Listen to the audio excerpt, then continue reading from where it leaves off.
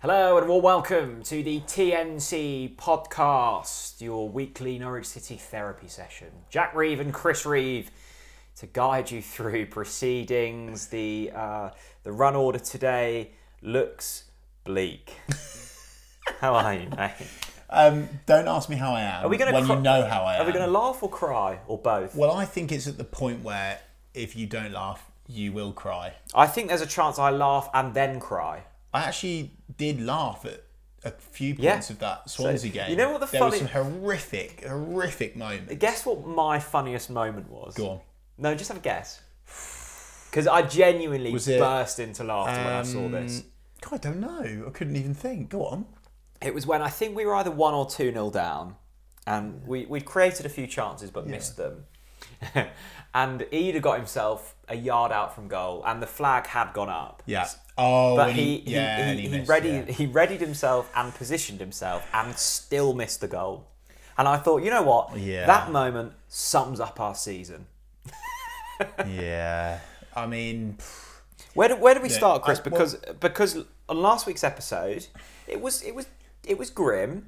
But we got through it. There was a level of optimism because we had QPR and we had Swansea. Yeah. 2 games on paper that we probably should be winning if we wanted to get in the playoffs. Obviously. We were 2 points off at that point, and we said if we'd have won those 2 games, we'd be in the playoffs. Yes.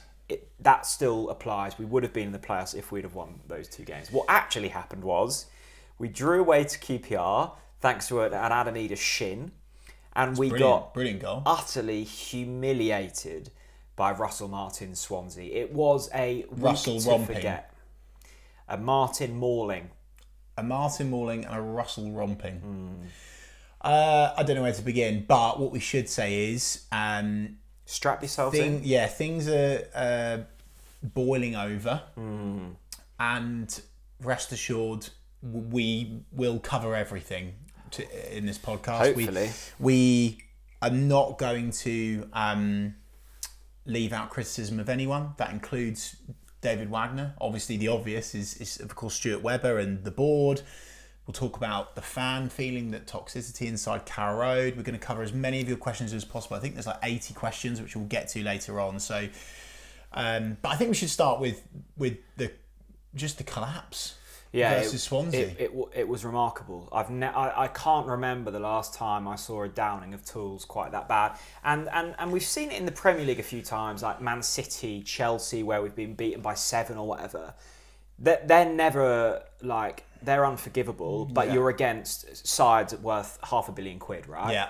We were up against the Swansea side here, who knocked it about well, and they're clearly well drilled under Russell Martin, but it's Swansea and they're mid-table in the Championship. And they made us look humiliating. And the really saddening thing for me was, whether you're angry at Stuart Webber, at Wagner, at Delia Smith, whoever you're angry at, a large portion of the anger on Saturday has to be directed towards those players. Because what I saw was 11 players... And Wagner, to be fair. And Wagner, and we'll get on to him. 11 players who have been consistently poor this season. Yeah. Going, you know what? I can't be asked. And for the first, I think that was one of the only games this season where I've looked at them and gone, that lacked effort, and that was what really disappointed me. And you know that sort of phrase of throwing in the towel or they don't care or they don't. Of course they care, but they are so shot of confidence, and they are a shadow of their former selves, even in their good periods. Both individually as a team, Jack, it's worrying, and to back up the emotion of, they gave up. I would maybe say they didn't want it enough. Isn't it amazing how Swansea believe they can get playoffs?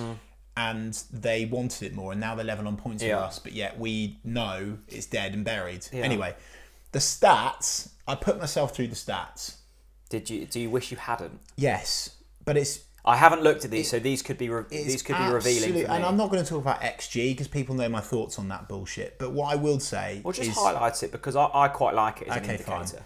Expected goals for Norwich City, 0.75. Okay. Expected goals for Swansea, 2.22. Okay. I'm not sure what that means, but hopefully it made you happy. Here's where I go horror show. Passes, 260. Norwich had 260. Norwich had 260. Swansea had 942. Hell, wow. For me, not only did we not... Wow. It's not just the passing. Like, that's a key indicator there, What was obviously. the possession numbers? I'll get there. Hang on a minute. I've not got it on my screenshot. Fine. I'll find it. But, Probably don't obviously it would have been 70-20 or something like that. Let me know in the comments. That's 90. Sorry. Sorry. Been one of those weeks. It has been one of those. Trust me, it's been one of those weeks. The thing for me, Jack, is we don't even press enough. This is one of the things that I need to be careful. Oh, fuck it, I'll just say it. This is one of the things that Onel told me about when he was playing under Dean Smith. The boys weren't running enough. And under Daniel Farke, the minimum expectancy was that you ran 10k per game. Like, if you're under 10k, you're getting a bollocking. Yeah? And obviously plus double sessions, etc., which arguably was too much because you've got injuries and so on and so forth. Anyway, the thing that I looked at that game and I was like, yeah, they're not running enough. We're passive. We're not pressing enough. They look devoid of confidence. We couldn't string more than 4 passes together. And do you know what, Jack? We saw it at obviously we saw it at Middlesbrough, which was a car crash. We saw it against QPR as well. We've seen it for a 3rd game in the row now against Swansea. We don't even look like scoring. We're not even a semi-on. We don't. There's nothing about this side to get you mildly excited. And when your football team's not giving you a semi-on moving forwards, you know you're in big trouble. And that is what we are right now. I think it's concerning, Chris. You mentioned their passes, and it kind of plays into what I've been thinking over the last few weeks. Is both on and off the pitch, I now don't know what Norwich City's identity is, and I think the most pleasing thing in the early Webber Farke days, however that turned out, was we knew what we were about, and whether we won or we lost, you could see a philosophy, and that transferred into all areas of the football club. Yeah. And I now look at this Norwich side, and on the pitch, I don't know if we're direct or we try and keep the ball or we try and counter. Yeah. Every game is different. Every formation says something else. And then I look at the recruitment, and it's all over the place. And then I look at the messaging from everything from socials to the deals we're signing. I'm going, what are we? Yeah. Yeah, like, I think we've become incredibly confused. Yeah. And I think this happens sometimes with football clubs who are chasing Premier League survival, then they come down and it's like, okay, are we playoffs? Are we automatics? Are we financially, where are we at? I think we've got a lot of confused people at this football club with no clear direction. Yeah, I agree. I think it's time, and we'll go into it in more detail, I do think it's time that our mission and purpose as a club is redirected, as well as obviously taking accountability and responsibility for what's gone wrong yet again. That's obviously very important. Yeah, I mean, you can go on forever. I think the Stuart and Zoe and the board and Wagner may disagree with my point, right? Of like, maybe they think they're not confused, but they're not communicating it, and this is where the issue comes. Is I think that the really good thing Webber what he was really good at when he first came in, because it wasn't plain sailing straight away. I think people forget the first season. Yeah. I think people just go straight to Pukki and Buendia and promotion. Yeah. There were issues in that first season. There was turbulence, but he constantly came out and he said, "This is what I'm trying to do. This is what I'm going to, this is what I'm trying to do. This is how I'm doing it. This is how I want it to look." And we need that again now. And we need it. The problem is you've now got. And I'm not going to class us in the media, right? I'm looking at BBC, Athletic, Pinkett, the proper journalists, and they are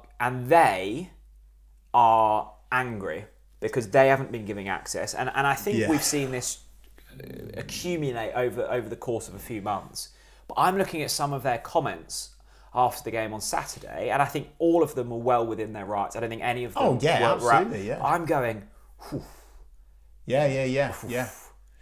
They're angry. Yeah, and but good because they care. And Absolutely. Good. I'm pleased people are getting angry. What I mean is here, Chris, is the club have so much work to not only get the fans back on board, but to get the guys who are messaging, the likes of Michael Bailey, the likes of Rob Butler, Connor Southwell, not Southall. And I'm looking at these guys and going, good luck getting them back on board. But that's the same for lots of things. And obviously Stuart Webber, which we'll come on to in a minute, about, you know, getting people back on board again. I'm not sure, I'll be honest, Jack, I don't think under this Norwich City hierarchy, the situation, the fan feeling is recoverable. Really? As I've said in the previous podcast, I'll say it loud and clear again, all signs point to the Atanasios. We have put all of our chips on the Yanks and we're hoping it comes in. I'm very optimistic, by the way, and I understand that we're now at a stage where we're just going through the legal bit, so I'm told. So don't worry, there are a few fans wetting their pants about, oh, the Yanks are going to run off and blah, blah, blah. Which, having it gone quiet, is an understandable position. 100%, but please do not worry, it's going to go through, it's just going through legal. To play devil's advocate here, though, Chris, you know, we were lucky enough to speak to the Atanasios. One of the reasons they bought into the vision of Norwich City was down to Zoe and was down to Stuart. Yeah. So are you saying... Not entirely, though. Not entirely, but if they didn't like them, they wouldn't have come this far. What I'm saying to you is, do you think, if you think this could be the reason for change, that they would realistically come in and get rid of those at the top? Is that, or are you referring to something else? I don't know. I also think that's phase 2. Let's get there. I think my thing is, let's just get the Yanks in, because this club desperately needs money. People said, let's stay in the Championship because it's more fun. They said, but what people haven't considered as much as they should have done is just how financially fucked we are. But I think, Chris, the problem's lie deeper, because, and the reason I say this, and the reason I don't think, say the Atanasios come in, right, and chuck 80 million at us. Yeah. I don't think we go up. And I'll tell you why. Because our front three of, let's just say, Josh Sargent, I know he's not here, but we signed him, Milo Rashica and Christos Jolis. That's 30 million quid. So what happens if they come in and go, okay, we are fully committed, here's £50 million. What happens then? Well, see, this is the thing, Jack, because what I'm now in a place of, finally, I've been ground down to the point now where, of course, I'm hopeful and I'm optimistic that if that scenario was to happen, they pump in 50 to 80. By the way, I don't think they will. I'm plucking. Let's just talk. Let's just use that as a case study. By the way, I think 50 million quid is probably the minimum to knock on the door for the playoffs with an already well set team. Don't forget, we need wholesale changes, and we've only got 3 or 4 sellable assets in the squad right now that are in and around the £8 to £10 million mark. We need at least 50. The thing is, I don't believe that we will recruit well enough anymore. Well, this is what I'm saying. I don't. And the last nail in the coffin for me was signing Isaac Hayden injured and him basically kicking the ball 3 times for us all season and getting my hopes up about that again. So I don't believe that we will recruit right. Look, I hope, the scouts and Stuart, prove my comments wrong, but I don't think they'll be proved wrong. I want to just quickly switch back to your philosophy point, Jack, if that's all right, to talk about David Wagner, because I think there's now a conversation of, well, hang on a minute, David Wagner's record is worse than Dean Smith's. I think there's some important, meat on the bone to add there, and a lot of context. I don't think it's as black and white as that. My gut says I trust David Wagner. Okay. And what people have forgotten is not only did David Wagner get Huddersfield up to the Premier League, he kept them in the Premier League. And Huddersfield are by far a smaller football club than Norwich City. Fact-ish. Their fans will argue, but I think we can all agree. Yeah. Even the Huddersfield fans with their heads screwed on will say they're a smaller club than us. So he's got experience of doing what we aspire to do. And you saw at the start, that new manager bounce of that switch of, right, this is how we're going to do things now to try and attack games, be more possession based, etc., etc. But it was paper over cracks. But that's because of what he's got at his disposal. I would start to criticise some of the substitutions or lack of. We saw that at Swansea. Basically just said, I'm not exposing any of these boys to this. I think we pretty much just threw the towel in. I think that's pretty obvious. I think my concern would be, and I think you're right, there are caveats. You've got he's been without Hanley, Gibson and McLean. Whatever you think of those such three, a good point. It's a spine experience. Whatever you think of Todd Cantwell, he's without him, and I think he's a talented player. Yeah. Regardless of your opinion on Cantwell, Have you mentioned Dowell? Dowell is a huge miss. What does concern me, and it's not just the Swansea game, it's QPR, it's Rotherham, it's all of the games that came before that. I don't know what Wagner's trying to do. Well, because I'm seeing 3 up front, I'm seeing 2 up front, I'm seeing 1 up front. Yes, Jack, but that's because he's had injured players and he's trying to do anything to get these boys going because he can't. So there's another issue in there. Go on. He's tried plenty and nothing's worked. And he's had a long while. I'm definitely not saying I want him out, but I'm saying it would be unjust to not criticise. No. And I absolutely, to be crystal clear, obviously people on social media will twist it up, but to try to be crystal clear, I am in no way, shape or form saying that Wagner shouldn't be criticised because I think we're now at the point where we need results, big boy. This is getting embarrassing. Well, actually, it's already embarrassing.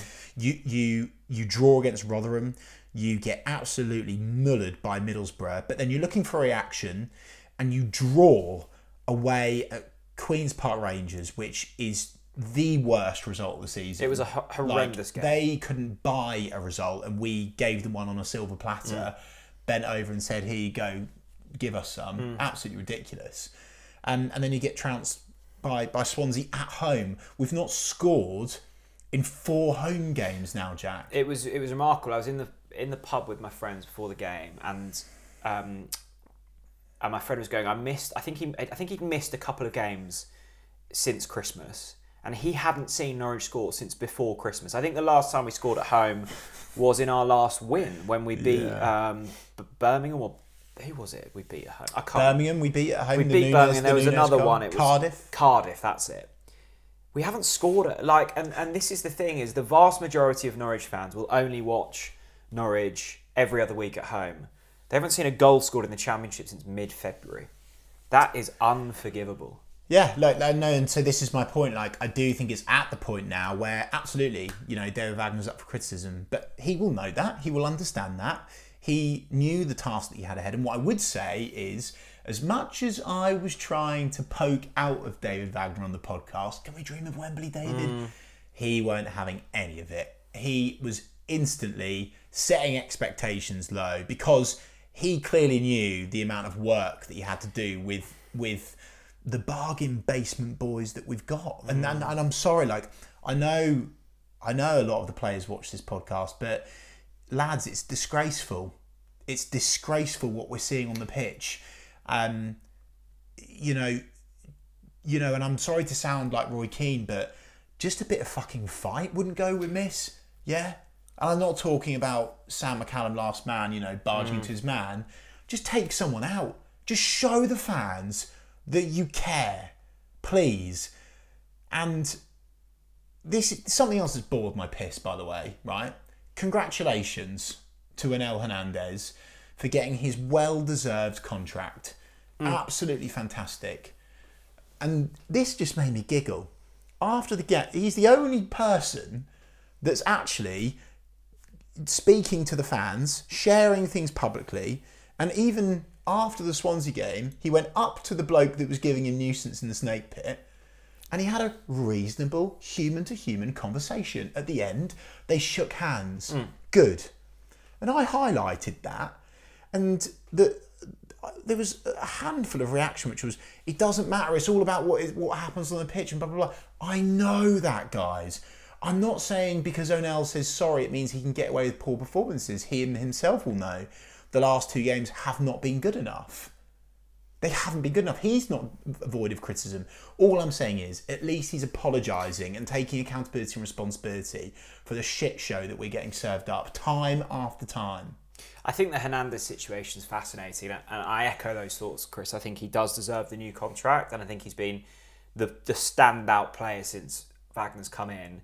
And this is no slight on Onel at all, but it does prove the position that Norwich are in now, and certainly recruitment-wise, that the most excited about a player we are is someone who was loaned out, and I know he was maybe forced out or whatever, but he was deemed by the football club not good enough, right? And just let me say my bit. Of course. Because I know, like... No, you're right. You are right.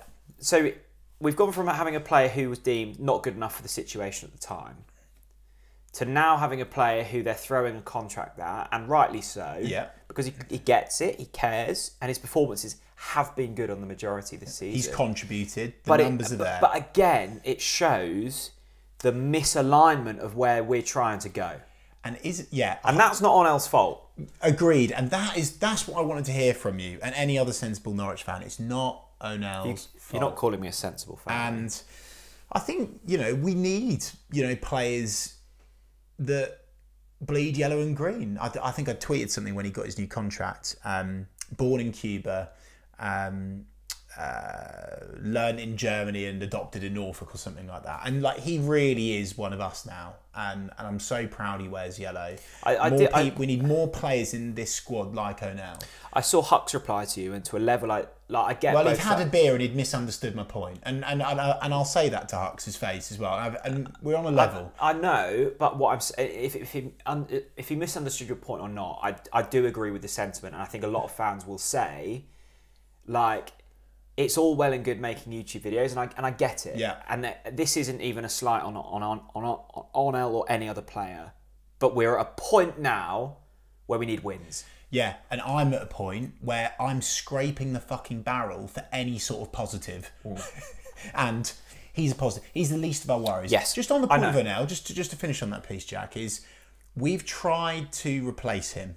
Yeah? Yeah. They've signed wingers to replace him. And spent significant money. Daniel Farke didn't like him, is my honest comment. So he's shifted him because, by the way, he's got personality and he cares. So he gets pushed out on loan, and actually he's come back, he's fought his way in there in fair fucks. Do you know what's worse than, people are saying, that says it all, that we've not, that now we've given Onel a new contract and blah, blah, blah. Well, what about the centre-back situation? How many windows have we had to sign a new centre-back and we have not done it? Yeah. What about the Alexander Tete situation, where since Alexander Tete, we haven't signed a player that can actually break the play down in midfield. Yeah. We just fucking haven't. Yeah. And so, as I've said time after time, he's the least of our worries. But let's get on to more important topics, Jack. I don't know where you want to go next. Whether I think to provide fans, maybe context around the season, Connor Southwell tweeted, in 2017, Norwich finished the season on 70 points. That was deemed unsatisfactory and timed ahead in a new direction. This season, the maximum Norwich City can get if we win the rest of our games is 68. Norwich fans have made their voices and feelings clear. And I think that's important to provide context around where we're at and where we've been at in previous seasons. I'd also argue in 2017 that the league was far tougher. I still, and it's remarkable, we sit here in late April with 2 games left. Yes. And the situation is as dire as it is. And yet we are still 3 points off the playoffs. And I have to say that because the amount of opportunity wasted, and that's a big frustration for me. The amount of opportunity wasted in the last couple of weeks has been criminal. Mate, couple of weeks. Couple of months. All season, and I look at those players and I think the absolute dream, if you're at this level, is to gain promotion via automatics or to win at Wembley. That is the pinnacle of the level we're at the moment. And I have seen nothing to indicate from any of those players that is that they deem that a realistic outcome. And they have looked defeated from November. Here is where, and I don't disagree. The only thing that I would do to maybe stand up for what we've got is that we are paper thin in terms of quality, not in terms of size, because David Wagner chose to actually then get that leaner when he came in. But what normally happens when a team gets promoted or relegated is you see quite a lot of changes, up and down. These boys have been through 2 or 3 promotions and relegations now, right? And as I've said time after bloody time, it doesn't matter who you are. It doesn't matter what you've done in your career. Your mentality is going to be badly affected by the end of that. And what we are left with is a mishmash of players that have been through the ringer, that have been through, what now, 3 different gaffers as well, with different ideas and different instructions. And actually, to a certain degree, I think, well, actually, the quality players we should have kept the quality players rather than selling them, obviously. But the ones that we've got should have been supported with actual quality, not with green bananas that might come good in 2 or 3 fucking years. Do you know who else I'm pissed off with, by the way? Go on. Werder Bremen. They've absolutely pulled our pants down on Mila Rashica and Josh Sargent. They must be giggling. I tell you what, if they're not eating bloody caviar for breakfast in there, we have pucker pies.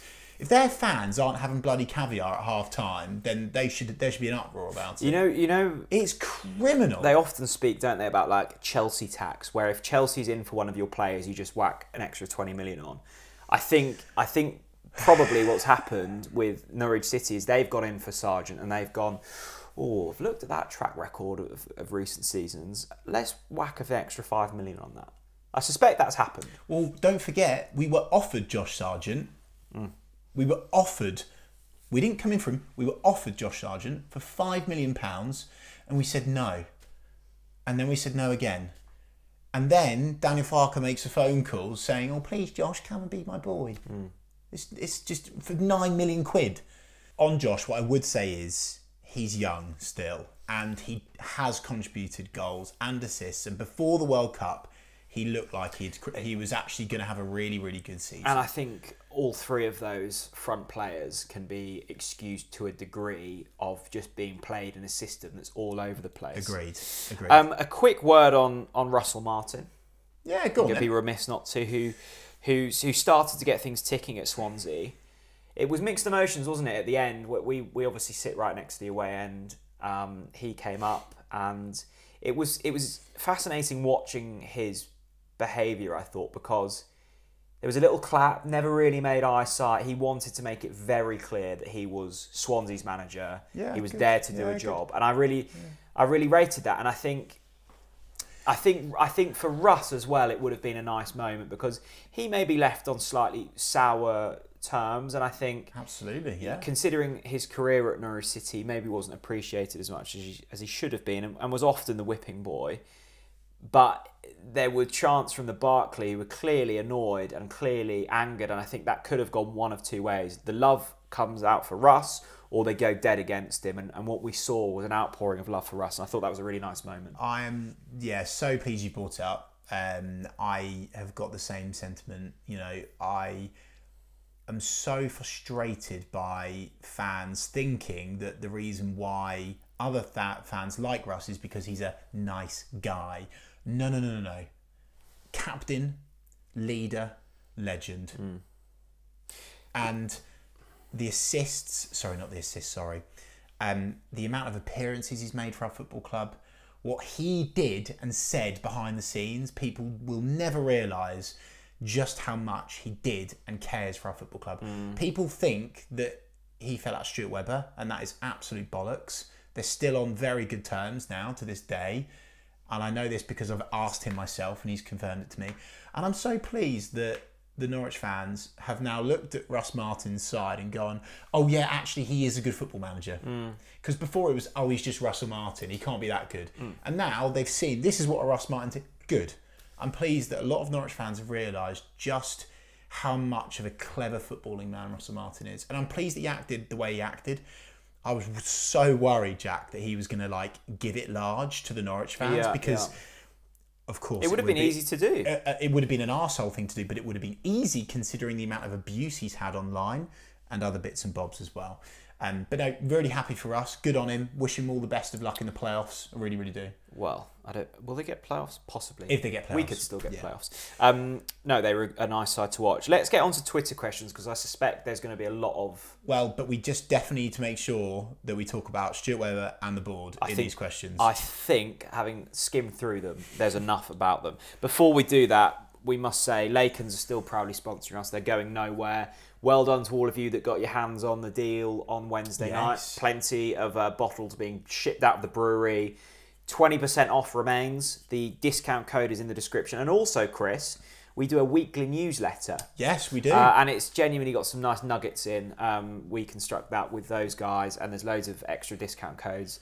You can find out how to subscribe to that in the description. It's completely free. Where shall we start? Let's start with the top question that I'm seeing, and it's from Cam. Yeah. And Cam asks, or not asks, looks like somewhat of a statement, but we will respond to it. Yep.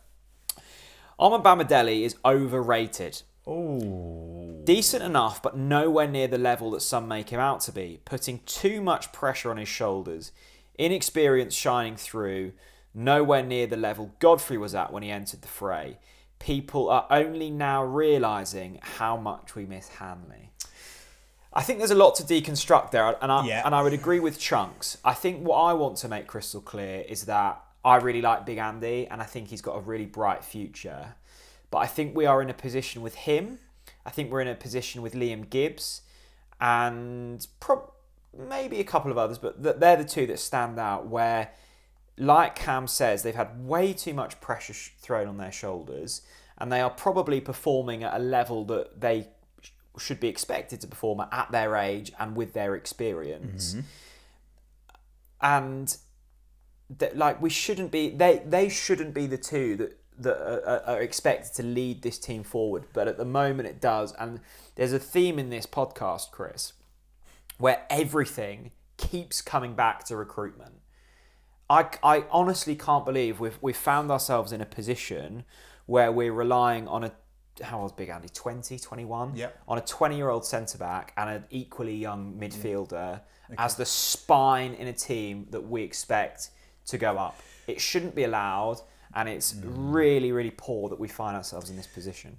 We will come back definitely to the recruitment side, because actually linked to the recruitment is, of course, the amount of money that they've got to recruit, which we'll come back to in a minute.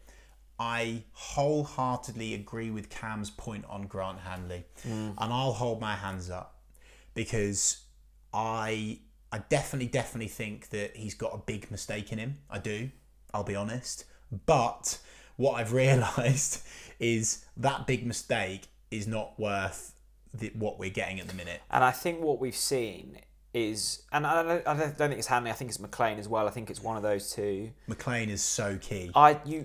If Hanley's in there and if McLean's in there, you just don't collapse like we did.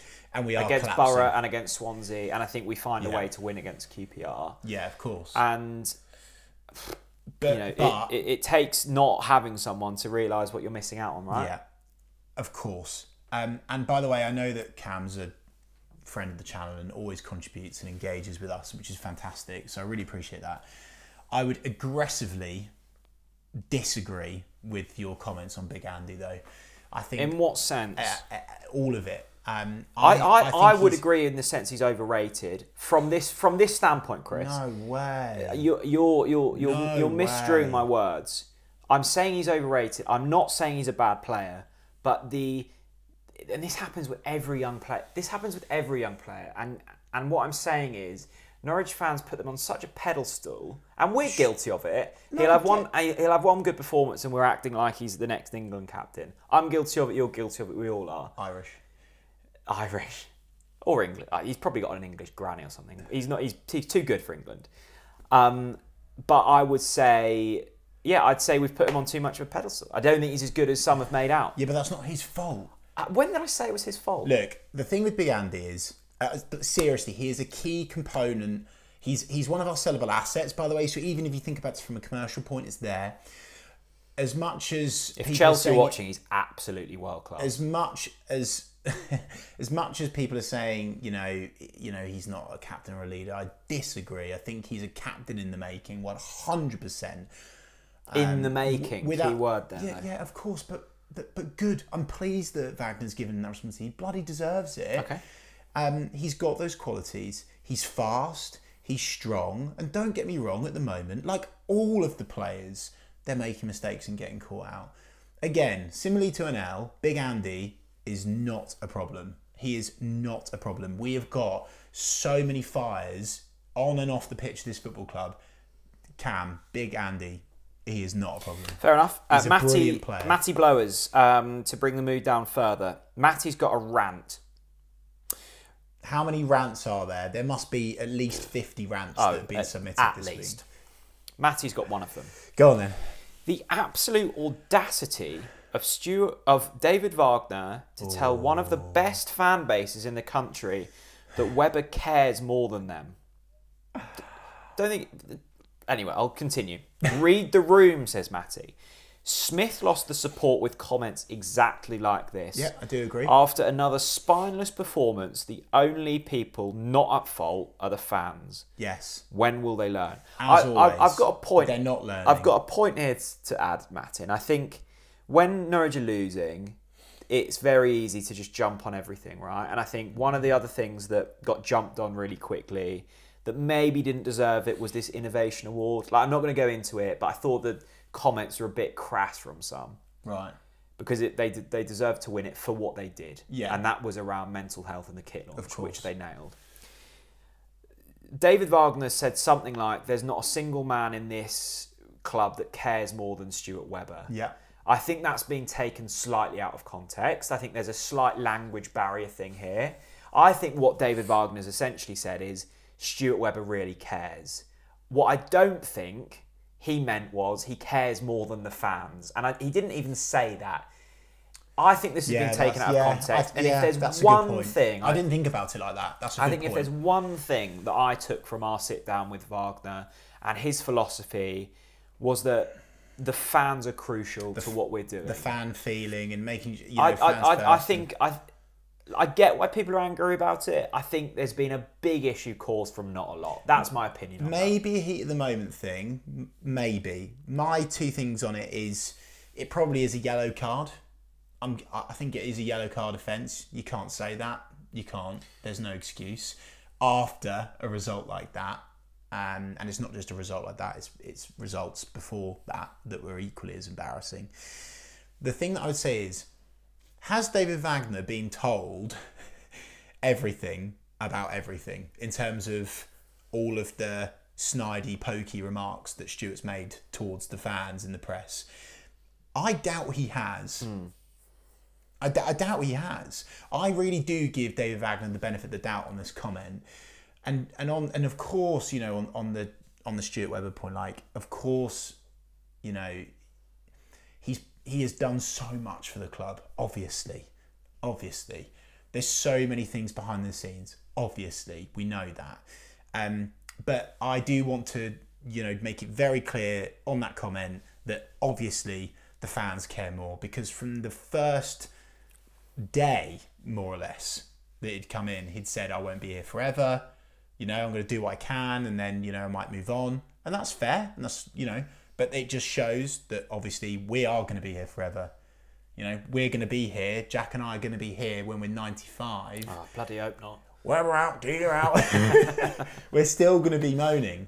And also, of course, he held talks with Chelsea in October last year. So that comment is obviously wrong. And I do agree with you, Jack.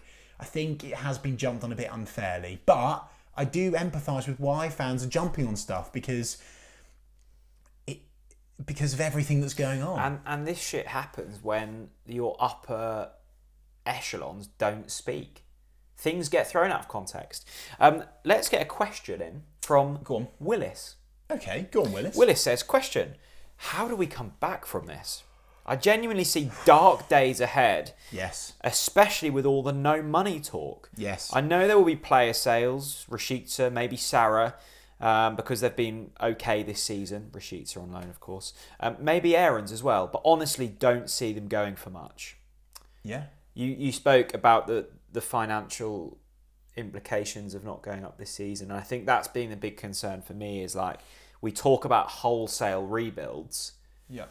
What do you need to do that? You need cash. Yeah. And you need people to want to buy your assets. We did a lot of this in the previous pod around the mathematics of we've got 4 sellable assets. Then they might be worth 10 million quid max each, maybe, but that's being very generous. We've had a 10 million quid loan. We've already swallowed up the parachute payments more or less as well from the season that's just gone now. I'm told that we've taken out loans. We're up shit creek, ladies and gents, and Willis is right. Mid-table mediocrity beckons unless the Atanasios seriously help us out. And by the way, I don't these teams coming down from the Premier League. The gap's only going to get bigger. Like this is a big summer for Norwich City, and it's like a summer that could define the next 3-4 seasons, I'd say. On Wednesday's watch along, we played a game of what would you rather be doing than watching Norwich City, and Chris has got a lovely one here. Chris says, my mum turned to me towards the end of the first half and said, I could have been cleaning the oven instead of watching this. Great advert for Norwich City. I love that. Oh my God. Let's turn the table slightly, Chris. Okay. Let's get a positive. There is a positive. And this is a man who I look at and go, no wonder he's found a positive, because this is his name. Yeah. Ben Maxwell Hislop. Wow. And I look at that name and go, name of the if podcast. you've got a name like that, you don't think negatively. Ben says, question, am I the only person with still hope that we might get into the playoffs? Lots of teams have to play each other in and around us and the top 4, so we've still got a chance. Ben. Only 3 points off. No. Have to play Blackpool. They're basically down. I know these were 25% off during our watch along. You have had too many. Put your phone down. It's done. It's dead. If I'd have told you at the start of the season that Norwich would be 3 points off with 2 games to play, you'd go, okay, we've still got a chance. No, I'd say that is a disgrace. Why the hell are we not in the top 2?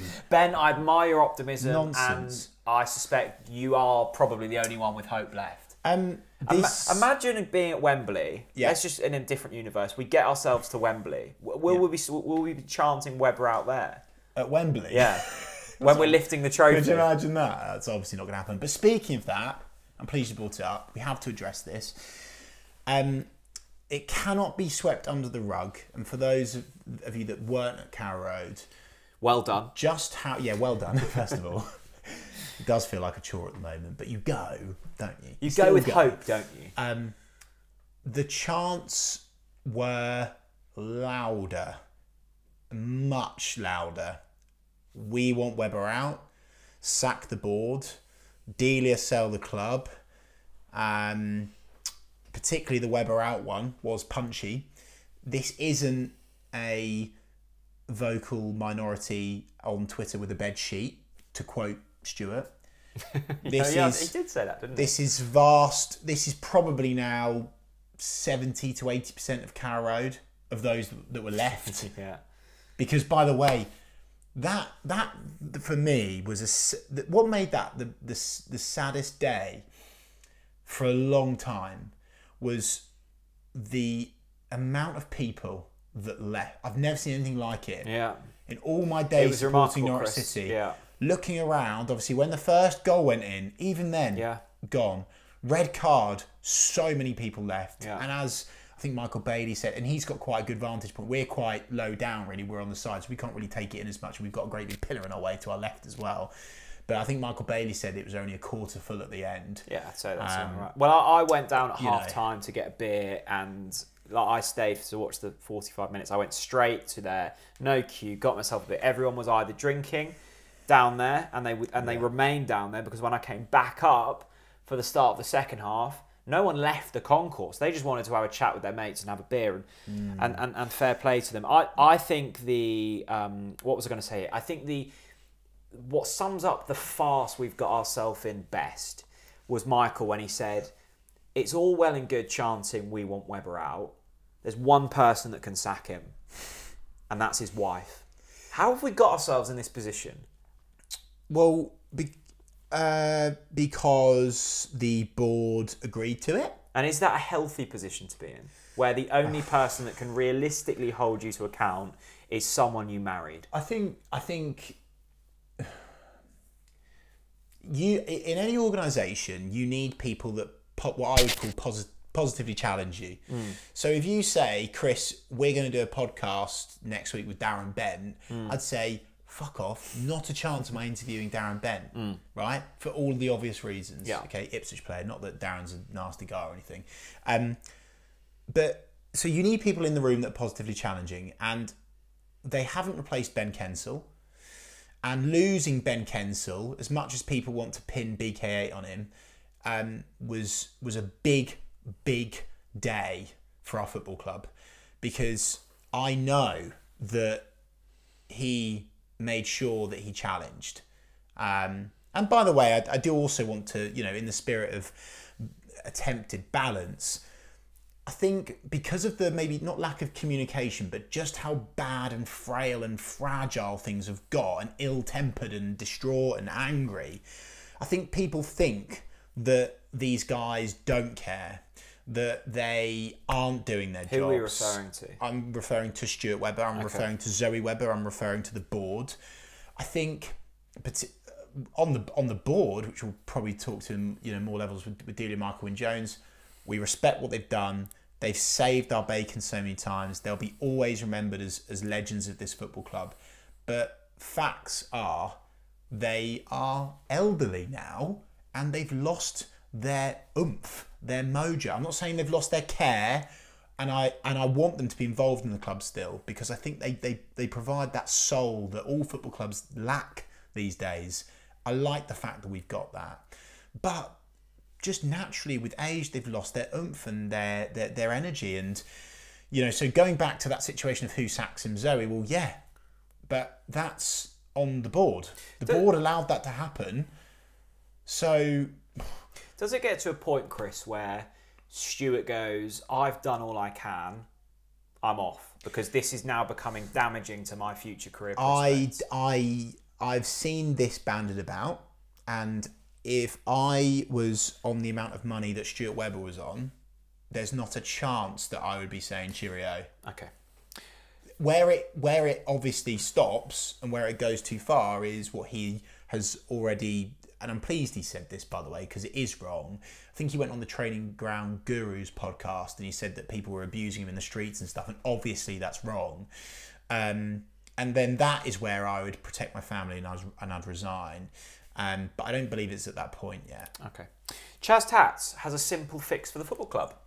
Okay, go on. He says, this is the list of things we need. And this is the simple fix. We need new owners, a new sporting director, a new striker on a free that can score 35 goals, the second coming of Emi Buendia, a Max Aarons replacement, a competent centre-back, and a right winger who's actually a winger, and a partridge in a pear tree. There you go. That's all we need to do. Yeah, that's comment of the podcast, by the way. Well done, Chaz Tats. And but by the way, this is what we've said. This isn't a black and white situation. I think people thought, just get rid of Dean Smith. To be fair, we did say a bit of this at the time. People thought, I hadn't. Just get rid of Dean Smith, and then it will fix all of our problems. Well, that was never the case. I don't want to bring up Dean Smith. Like, I've been, hammered enough, and to a degree, like, fine. I probably deserved it. But my point all along was, like, the problems run deeper. Of course. And I actually think, compared to who was out there, and I actually think we've got one of the better ones in Wagner, like, Smith was one of the more competent. Like, the style didn't help. His comments didn't help. He wasn't the right fit for Norwich City. Yeah. But as we've already seen with, like, if we're going off pure data, and there's caveats to all of that, like, he did a better job than Wagner's doing, if we're looking at it from that level. But look, I don't want to speak about Smith, and it was the right reason he went. Obviously. And it was the wrong fit. But the problems ran deeper. Correct. But, or even the problems run deeper, I'd maybe just change the wording of that. There's so many fires to put out. It's not just a case of, because now it's sack Stuart Webber, get him out of our club, right? But that's not going to fix all the problems. Oh, God, there's a lot to fix. And I also understand that I know that in and around the training ground and at the football club that if Stuart goes, a lot of other people are going to be thinking, "God, this isn't good news," because they really respect Stuart and they work with Stuart, right? And so this is where there's a clear disconnect and divide between the fans and the football club, the staff. You've got two. They're so separate. You've got two functions going in different ways. I thought when you brought up the training ground, you were going to say the vegetable patch of infection or something. Fuck me, don't start me on that. The potatoes have not been harvested. Don't start me on that.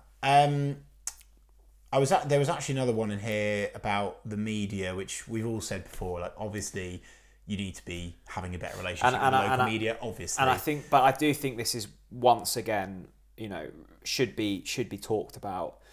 Norwich City, if they want any chance of getting fans on board, need to utilise the journalists that cover the football club. Because what will happen is, and we've already seen it start to happen, influential voices in this space, I look at Rob Butler, Michael Bailey, respectable, good professionals, will start to turn. That are Norwich City fans, to be clear. And they have turned.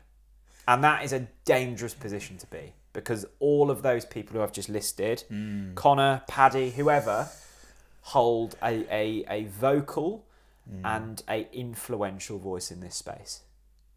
It is just daft. Let's lighten the tone just quickly. El Mago, I think I've pronounced that right, on Twitter says, would you rather climb a mountain with Webber or cook a 4-course dinner with Delia? Oh, Delia.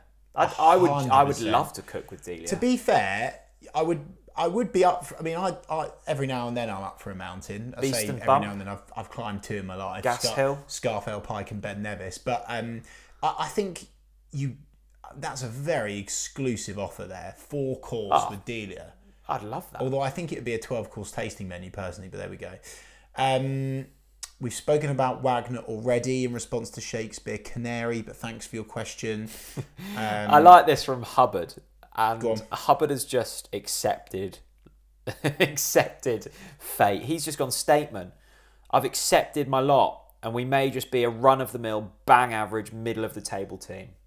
Oh, yeah. And Hubbard's, Hubbard, I suspect, is sat at home this evening with his glass of Rioja, watching the telly, going, I'm not angry. I will enjoy watching this mid-table championship side. And maybe we can all take a leaf out of Hubbard's book and go, you know what? There's no point in caring. We're shit and we will accept it. And I tell you what, Hubbard's probably a lot happier than all of us. You can't be disappointed if your expectations are average. What's the word? Is it apathy? Apathy, yes. I know that riled Dean Smith up, but I think it's true. I'm apathetic. I think we are at the point now where fans don't care. Do you know one of the things I would say, and I would be very, very punchy with? The Norwich City Football Club top brass are extremely lucky. There are 20,000 Norwich City fans. 20,000 Norwich City fans that, despite the shower of shite that we have consumed this season, have decided to renew their season tickets. It's remarkable, Chris. Yeah. Our support is phenomenal. And don't get me wrong, the atmosphere has been like a morgue. And I'm not escaping that. But they're lucky because I think that these 20,000 fans are almost saving the football club's blushes. Because other football clubs that are in the same sort of... I say this, how do I mean this? They've been in the Premier League, like they've Stoke, come down... West Brom, yeah, exactly. Even Swansea. Yeah. A Stoke, a Swansea, a West Brom. What starts to happen at these football clubs, when it's shite, they don't turn up. And don't get me wrong, the Blackpool game, obviously there'll be a big knock on the attendance. Maybe there won't be as much of a knock as I'm saying, because obviously it's Timu Puki's last game at the football club. Well, we get to wave goodbye to the likes of Isaac Hayden, who've had a huge impact this season. Anyway, my point is, they're very... that was a bit random, I know, sorry. They're so lucky. No, I think it's spot on, Most football clubs now, in our situation, there would be protests. Yeah. People wouldn't be turning up. And people would be much worse than they are. I want to read this out from @ginger_canary. They go by the Norfolk Sonic on Twitter. And they say, seeing as you guys have had Webber on the podcast in the past, any chance you can have a go at convincing him to come back? After all, him and all the heads up at the club need to stop hiding from the media and communicate more with the fans. I think the point I want to make on this, Jack, is we're now at the stage where many fans, and also I was listening to the Pinkins podcast today, by the way, which is a really good listen, and Paddy, it was what I've called a Paddy punch, Paddy Davitt, for those of you that don't know who Paddy's thrown a right hook, has he? And he's wouldn't want to get in a fight with Paddy. We need accountability, and we need another Stuart Webber front up, right? But what he's saying is it needs to be, from what I deciphered anyways, it needs to be done with an external and not a polished internal. Absolutely. The problem with that is that if they do it external, I have a funny feeling that Stuart will lose his top, and it will be. But that's what we need to see. In a funny sort of way, yeah, because it would show that he cared more, maybe. I think all fans want, Chris. I know he cares, that's not what I mean. It would show passion for change. All we need to see an interview conducted where you know that the questions haven't been vetted. Yeah. Nothing's been edited out. Yeah. And they're held to account. We are, and we can't forget, like, this is a business. Like, we need to hear from. Yes. We need to hear from the top brass. But the only thing I would then also contradict is that we've had these interviews now at the end of every season for the last 3 seasons, I think. And it's sort of like, well, actually, we keep doing these interviews, but internally, and things don't change internally, and we haven't heard the message communicated for a while. What's better than one half? Two halves. It's half. Back with another question. At Half Likes Trains. Half says, question. Yeah. Does this current Norwich side beat the current Ipswich Town side? Oh, for God's sake. I was really hoping that they wouldn't be brought up. And I'll be really honest. There'll be Ipswich fans watching this because we like to watch the Ipswich podcast when they're I don't give a fuck about them. I like listening to Radio Suffolk after they've just lost. I don't give a shit. I literally don't care. I literally couldn't care if I just don't care about this them. Is you getting defensive because you think Ipswich will beat us. I'm not saying anything because I'm in a position, unfortunately, where things will get clipped up, put on the internet, and will be thrown against me. Okay. But even by saying that, people will know where my head is at with regards to that team down the road. I will answer the question. If this current Norwich side faced up against the current Ipswich side, right now, they would beat us. And it's not even a question for me. And I tell you the reason it's not a question for me, mentality. Imagine that side in a derby match. They would crumble. Utterly crumble. Jaden on Twitter says, Blackpool at home is going to be so toxic. Just glad there's only 2 games left of this shit season. It's going to be a strange game because Chris, and I know you're not going to like me saying this, we could be going into that. Jack, get a grip. We could, Jack, but get a grip. You're not really. Mathematically, we could still have a chance of the playoffs. I'm just giving you facts. You're talking out of your shite pipe. I'm telling you the maths. You're talking. You can't argue with numbers. No. I think we might need to win that game, and we could be on Wembley way. Blackpool will be toxic because of the situation that we're in. However, it's Teemu Pukki's last game, so I think the club will get away with it being too toxic. Imagine if we get in the playoffs.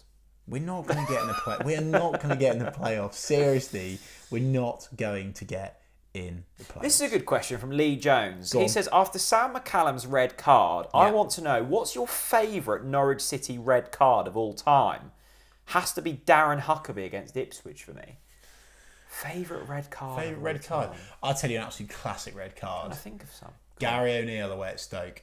Oh Stinker. My God. Stinker. By the way, having an absolute flying stormer with the Bournemouth boys, by the way. I can't even think of any red cards. For me, it's Gary O'Neill. That was an absolute stinker, Shocker. wasn't it? Yeah. Yeah, we'll go with that. Maybe one. you could say the Paul Lambert red card. Maybe that was the most enjoyable. That was class. Yeah, that was a nice one. All About Opinions has sent us a rant, and they say, I believe we are almost exactly where we were 6 years ago now under Webber. There's been highs and lows, but ultimately we failed over the period. Now we're going to experience some pain at the club unless someone gets a grip of the situation quickly. Well, I think that's a great question. It's a great rant. Yes, positionally in the table, we are back where we were. Well, actually, according to Connor's stat that we read out earlier, points-wise, we're worse. Yeah. But we have to be fair. People won't like to hear it. Infrastructurally, for the future of our football club, we are in a much better position. However, on the pitch, one of the things that was mentioned, this is again, and what do you call it in your journalist quoting verbatim? Is that a thing? Yeah. What does that mean again? Quoting word for word. Roughly. Oh, I'm not quoting verbatim then. Stuart Webber basically said something like, the previous regime up the wall. Yeah. Did something up the wall with the money. Now, that's exactly what he's done. Yeah. No, I think it's a great point. So yes. My boring response to that no one wants to hear. Boring? Yeah, I know, shock. Is that cycles occur in football every 5 or 6 years, and often teams just end up back in a similar place. We're at the end of a cycle, and I think annoyingly, 10th in the Championship based on spend is probably where we deserve to be. And that is so boring. Oh, it's horrible. You are boring. It's horrible, and I think if you're going off of infrastructure, spend, wage, I would probably say we are the roughly 30th biggest club in the Football League, and that's where we are. But to respond to the second part of that, that's depressing. Around unless someone gets a grip of the situation quickly, again, Athanasios. I think what I would say, I've seen a few people. I was chatting to someone in the po after the game of them saying we're in a real relegation scrap next season. Again, we have to zoom ourselves out. Yeah. It's very hard to do that. Yeah. I don't think we will be, and I don't think it's as bad as some are making out. But I think we should prepare ourselves for mediocrity next season. But I don't think we'll go down. What? We're not going down. I think some people have said that. We're not going down next year, okay, Jack. Good. We're not going down. But mid-table mediocrity beckons, unless I don't know how they're going to do it. I really don't. I mean, look, we've seen sides do it before where they sign the players and they get it all right. But as I've already highlighted, I don't believe that we will get it right. But what I would say, to give people a small smidgen of hope, go on, is, I don't know, how long ago was it? 6 weeks ago? Maybe not even that long. We'd just beaten Millwall. We were there. That's actually annoyed me. The atmosphere was jubilant. Hopes were high. We were hopeful that we'd turn the corner. Things can turn very quickly in football. Yeah. On the flip side to that, if you're a pessimist, you'll be shouting at the screen and going, "Well, Jack, if things can turn quickly, they could also go the other way, and we could be in League One. That could happen." Yes. What I'm saying is, Chris, all it takes is a couple of players signed that work well, a couple of good results, and us two will be sitting here stupidly saying Europa League football in a few seasons. I wish I could agree, but I disagree, Jack. Just that is because for a moment. No, because what we have got now, and it's what we've had it all season, to be fair, if not the season before, the feeling around the club, the fans, the hierarchy, the disconnect with the media, everything is so fragile on and off the pitch and with the supporters. So if something goes wrong, boof, we're not going to get back up off the canvas again. We can't bounce back anymore. So actually, effectively, if we don't make big changes, like I'm talking, we need to knock down the conservatory and start building a proper extension on our house. Get rid of the fucking conservatory. No one likes a conservatory. We did that at the training ground. Get it gone. Yeah, well, there you go, exactly. Yeah, and build a proper building. Yeah, we need big changes. If not, it's just going to be paper over cracks again. I worry that people inside the club think that by just signing a couple of players and winning games, this all changes. We're not at that point anymore. And we're beyond it. We have to make big, brave decisions and changes. And by the way, I'm not even just talking about the hierarchy or, Stuart Webber, or I'm actually talking in the stands. Safe standing. Where's that gone? Where's the singing section? We need big changes at this football club to actually change. If not, we're just doing the same. We're just drifting.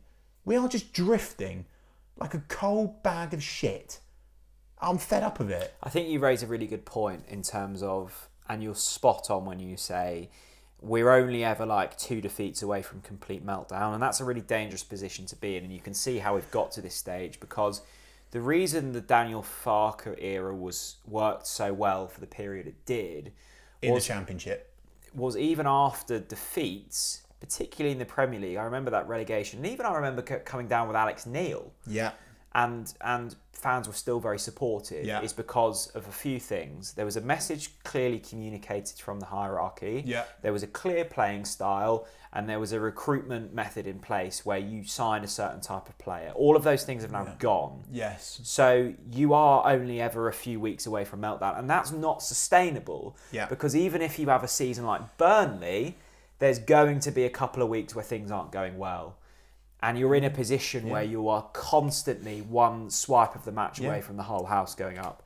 So, and you can't progress with a mindset like that. And again, Atanasio's. We are praying. I'm very, very confident that it's already done, and I'm suspecting it will be announced in the next few months. Okay. But then that will unlock more belief again. But at the moment, without that change from the top, because this is the thing that I also believe with regards to Stuart Webber, right? Although the recruitment has been poor again, I like the look of Gabriel Sara. I also think Nunes next season will be a player, but I can't really name any other signings I'm buzzing about for the last 2 seasons apart from those two. I say buzzing, like obviously I love Sara, but still not quite there. He's only just turned on, really, if you think about it. But my point is, other sporting directors, they can take more risks because they've got more money to spend. So it goes to the top. And as much as it hurts me to be down in the dumps about 2 exceptional custodians of our football club in Delia Smith and Michael Wynne-Jones, but that's just where it's at. Football is broken on so many levels. We need serious amount of money to even stand a chance of competing. I think that's a really good point to end. A lot of the other questions were on a similar line, so I hope we answered yours, or at least answered it in a roundabout way. The amazing thing is here, Chris, is we haven't actually spoken about our next 2 games, and I think... Well, doesn't that say everything? Annoyingly, we are in a position where even if we win the next 2, the sentiment will probably remain the same at the end of this season, and that's a damning indictment of the way it's gone. Yeah, and even if we do win the next 2, we will get absolutely battered in the playoffs. We will. That is just where we're at. So, yeah. Anything to look forward to other than mid-table mediocrity and a season of a lifetime of rotting in the Championship? Ooh, be careful. Well, the Michael Nelson podcast was dropped. Yeah. He's a cheery bloke. Go and watch that. Impressive beard. Yeah, he's got a hell of a beard. He looks like a weathered fisherman, Michael Nelson. But one of those, like, not weathered in a bad way, like, cool, you've had a good day's work and you look well for it. Yeah, absolutely. So Michael Nelson, of course, scored that iconic goal at the Valley to make sure that we bounced back to the Championship at the first time of asking. And annoyingly with that goal is it made, like, time has gone so quickly. I was like, that was, what, 6 years ago? And what were you for? It was 15 years ago. What? Was it 15 years ago? 2008, wasn't it? Blooming heck. Anyway, Michael Nelson's out. And also... Or 2009. Or 2000, it might have actually been 2010. It was 2010. I've strategically booked these podcasts at this time. I was like, I wanted to make sure I got loads back to back because I was thinking this season might... Who's next? Might peter out. Stuart Webber? But there is a brilliant... In my opinion, there's a brilliant podcast coming up. I've actually forgotten when we were... So if this is the end of this week. The end of this week. So once we've lost to West Brom, we'll drop this. We'll drop this podcast, and it's with a Norwich City legend Really intelligent guy. Any clues? Humble. Any clues? Give us one. Can I think of a quick clue? I can't. You'll just have to wait. But you'll enjoy it. It'll lift your spirits. Thanks for watching. Thanks for tuning in. A reminder, you can pick up Laken's discounted. The link's in the description. And if you want to offset the beer drinking, we are partnered with Prep King as well. That's really brilliant. The discount codes for them are in the description. We'll be back soon for another podcast. Yes, and we are really interested in getting your thoughts and feelings and feedback on this podcast. Let us know about your opinions off the back of what we've said, what's right, what's wrong, what you would challenge, what you want to change at the football club moving forwards. Really, really want to hear from the fans, and because we want to talk about everything, right? Yeah. I think I want to just one last bit. We have received criticism lately, as we always do, but we're happy clappers and we just pander to the clubs to get access, which is just absolute bollocks, as you might have realised if you've watched this podcast all the way through. Let us know what you think. We want to make sure we cover everything is the point. I think we've done it tonight. I'm sure we've missed something. Probably, but we'll cover it in the following podcast. Good to see you. Thanks for watching, everyone. Bye-bye.